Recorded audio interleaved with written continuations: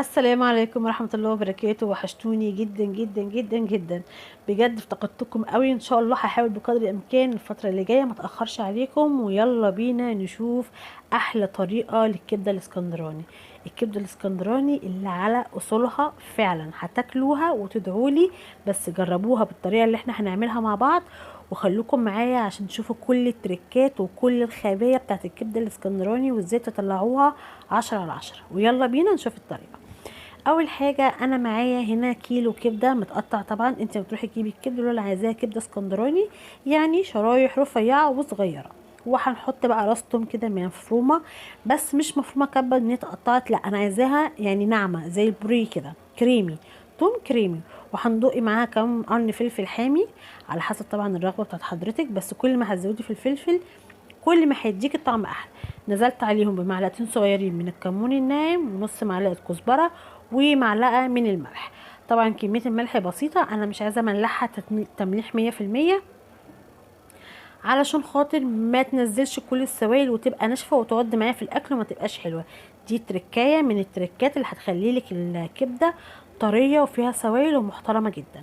ونزلت معاهم بمعلقه 3 معالق من الخل، وقلبت بقى المكونات دي كلها مع بعض، وخدت جزء الخلطه ديت نزلته على الكبده، وهنقلب الكبده بتاعتنا ونسيبها تتبل. والجزء التاني هنشيله على جنب عشان هقول لكم هنعمل بيه ايه دلوقتي. وفاصل ويلا بينا. ورجعنا من الفاصل بسرعه، وهنبتدي بقى طاسه كده او بوله غويطه، وهنحط فيها شويه زيت محترمين، وهننزل بنص التومه اللي احنا سايبينها، لان انا الكبده هعملها هسويها على مرتين. الكيلو منزلش بيه مره واحده، وتبقى الحاجه اللي انا بسوي فيها اذا كانت الطاسه او البوله اللي انا بعمل فيها صغيره هتتهرى مني ومش هتبقى حلوه.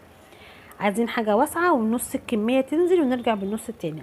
هنزل بنص التومه اللي انا شايلاها، ويدوبك تشويحه خفيفه ان انا اشم ريحه التومه ما تتحمرش. اوعي تحمريها، هتتحمر هتمرر معاكي مش هتبقى حلوه. وهنزل ببقيه جزء من الفلفل اللي انا مقطعاه، وجزء من الكبده. وبعدين يعني نص الكميه اللي انت من كل حاجه شايلاها، فلفل وخلطه الثوم والكبده، نص ونص نص في الطاسه، ويتحطوا ويتقلبوا مع بعض كده لما ياخدوا الصدمه، يعني الكبده تاخد الصدمه على النار.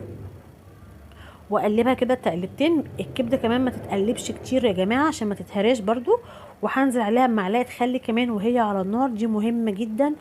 هتشمي احلى ريحه للكبده، تبقى خرافه خرافه خرافه. وهديها كمان تقلبتين، وهسيبها شويه تاخد برضو ريحتها على النار. الكبده ما بتغيبش في السوا، كبرها 5 دقايق على النار وبتكون استوت تمام. وبعدين هرجع اشوفها تاني، اعمل عليها تيست وهدوقها اذا كانت محتاجه ملح ولا لا. لو محتاجه ملح هرشديها رشه ملح صغيره، واخليها بس تقعد يا دوبك كده دقيقه على النار، وهطفي عليها. لو مش محتاجه ملح يبقى مش هضيف لها حاجه تاني خلاص، وهسيبها علشان انا عايزاه اخد حته كبده تبقى طريه معايا ومحتفظه بالسوائل بتاعتها ما تنشفش. خلاص كده الكبده بكتيرها هتقعد 5 دقايق على النار، مش هتغيب عن كده يا جماعه، علشان ما تقعدش معاكي في الاكل مش هتبقى حلوه. خلصنا الكبده بتاعتنا، هنعمل بقى احلى سندوتشات.